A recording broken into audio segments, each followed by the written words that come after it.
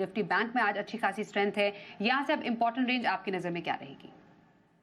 स्वाति, मुझे लगता है जो रैली शुरू हुआ था, रिसेंट जो लो बनाया था निफ्टी अराउंड 22,000, वहां से 6.5% का रैली दे चुका निफ्टी, जहाँ पे बैंक निफ्टी 5.5% का रैली दे चुका।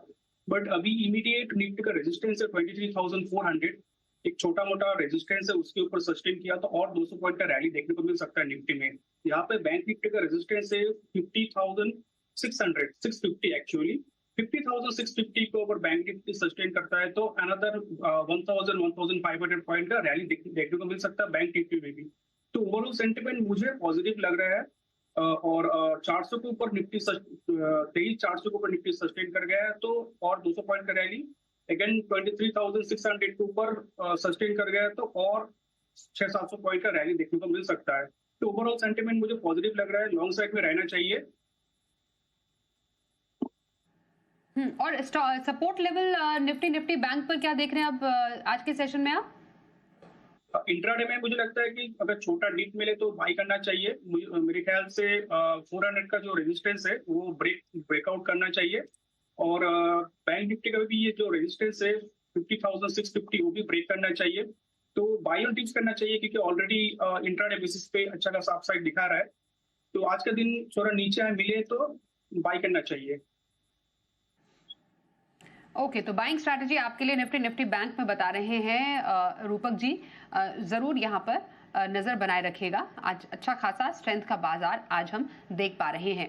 आइए कुछ दर्शकों के सवाल हमारे पास आए हैं, वो भी शो में शामिल करते हैं। गुजरात से पार्थ पटेल साहब, इनका सवाल हमारे पास आया है। इन्फो एज इनके पास है। रूपक जी जरा चार्ट देखिए, इन्फो एज के 100 शेयर है और 8800 8800 की इनकी खरीद है, काफी ऊंची खरीद है, काफी ज्यादा नुकसान भी झेल रहे हैं। अब क्योंकि इतना नुकसान है तो क्या लॉस बुक करें, क्या करना चाहिए इन्हें? फिलहाल एक इम्पोर्टेंट रेजिस्टेंस के पास करा है नौकरी.com। तो मुझे लगता है कि 6950 का रेजिस्टेंस है, 6950 के ऊपर एक बार सस्टेन कर गया है तो एक मीनिंगफुल रैली देखने को मिल सकता है। हाँ, definitely it will take time to reach 8800, but short term के लिए एक अच्छा खासा मूवमेंट दे सकता है यहाँ से।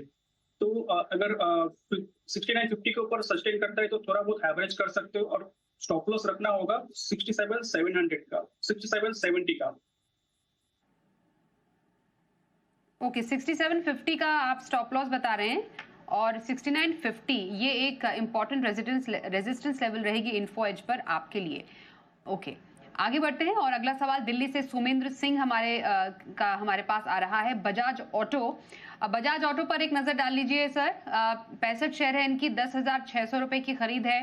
अब बजाज ऑटो पर इन लेवल से क्या करें, अब ये स्ट्रैटेजी जानना चाह रहे हैं। फिलहाल इनकी तो क्योंकि ऊंची खरीद है नुकसान पर है, लेकिन आज तमाम ऑटो स्टॉक्स में अच्छी खासी रफ्तार के साथ हो रहा है कारोबार और बजाज ऑटो में भी लगभग 2% की स्ट्रेंथ है। यहाँ से अब क्या स्ट्रैटेजी? जी, ऑटो स्टॉक्स में स्ट्रेंथ बरकरार रहना चाहिए। शॉर्ट टर्म में बजाज ऑटो की बात करें तो 7870 का स्टॉप लॉस रहना चाहिए। 7870 नहीं टूटता है तो स्ट्रेंथ बरकरार रहेगा और अपसाइड में 8600 तक जा सकता है ऊपर। 8500, 8600, 9000 तक भी जा सकता है। ओके, तो आपके लिए बजाज ऑटो में होल्ड करने की सलाह है। अच्छा खासा स्ट्रेंथ तो कारोबार स्टॉक दिखा ही रहा है, कुछ नुकसान जरूर है पर बने रहिए। 7870 का एक स्टॉप लॉस आपके लिए बताया है रूपक जी ने और 8600 का एक जो टारगेट है उसके लिए होल्ड करने की सलाह। रोमिल मेहता, टाटा मोटर्स पर भी एक नजर डाल लीजिए। 500 शेयर है इनके पास, 1011 की इनकी खरीद है। अभी इस खरीद भाव के हिसाब से नेक्स्ट पोजीशन क्या आप इन्हें सजेस्ट करेंगे? फिलहाल ये भी नुकसान में है पर टाटा मोटर्स में भी अच्छी खासी स्ट्रेंथ के साथ लगभग यहाँ पर भी 2% की हमें आज दिख रही है बढ़त। क्या रहेगी इस स्टॉक पर राय? जी, लास्ट 6-7 महीनों में टाटा मोटर पहली बार एक सिग्निफिकेंट मूवमेंट दिया, मीनिंगफुल मूवमेंट दिया इंपॉर्टेंट मूविंग एवरेज के ऊपर। तो मुझे लगता है जो सेंटीमेंट पॉजिटिव हुआ ये टाटा मोटर को 750-800 तक लेके जा सकता है शॉर्ट टर्म में। तो स्टॉक में बने रहना चाहिए। स्टॉप लॉस लगाना होगा 670 पे, 670 टूटा तो एक बार एग्जिट लेना होगा। ओके, तो 670 का आपके लिए स्टॉप लॉस बन रहा है और अपर लेवल पर टारगेट क्या आपने सजेस्ट किया है रूपक जी? 750 और 800। ओके, 750 पहला, दूसरा 800 के टारगेट के लिए आपके लिए टाटा मोटर्स पर बने रहने की आ रही है सलाह।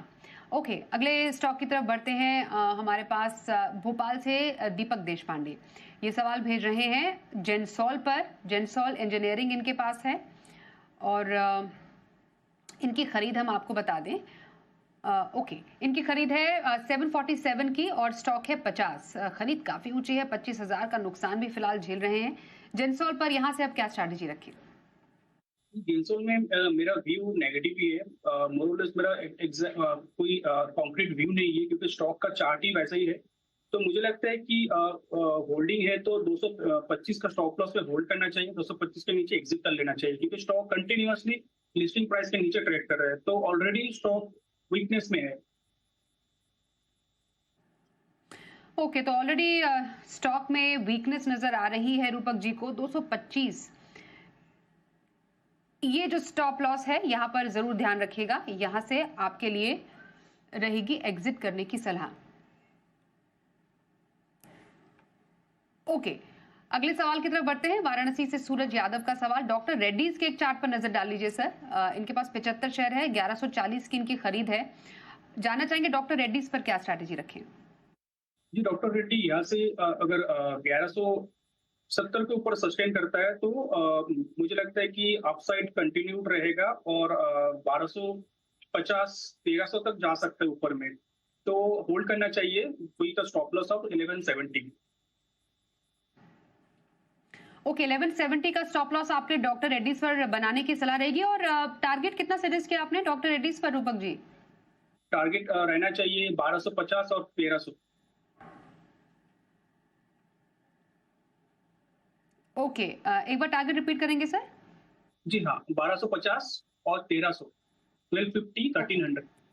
Okay, all right sir. 1250 1300 के टारगेट के लिए डॉक्टर रेड्डीज में आपके लिए आ रही है बने रहने की सलाह। ओके, ये तो रहे दर्शकों के सवाल जवाब।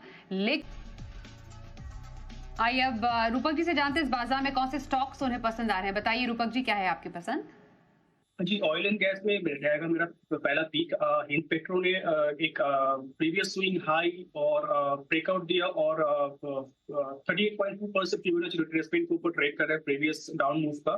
तो ओवरऑल सेंटीमेंट मुझे लगता है पॉजिटिव रहना चाहिए, 370 तक जाना चाहिए अपसाइड में, और नीचे स्टॉप लॉस मेंटेन करना होगा 335 में। दूसरा कॉल रहेगा बैंकिंग स्पेस से एसबीआई। मुझे अच्छा लग रहा है, फ्लैग पैटर्न ब्रेकआउट दिया और अपसाइड में सेंटीमेंट पॉजिटिव रहना चाहिए, जो स्टॉक को 785 तक लेके जा सकता है, और नीचे एक स्टॉप लॉस मेंटेन करना होगा 737 का। सर, एचपीसीएल के लेवल्स एक बार रिपीट कर दीजिए और एसबीआई के लेवल्स भी प्लीज।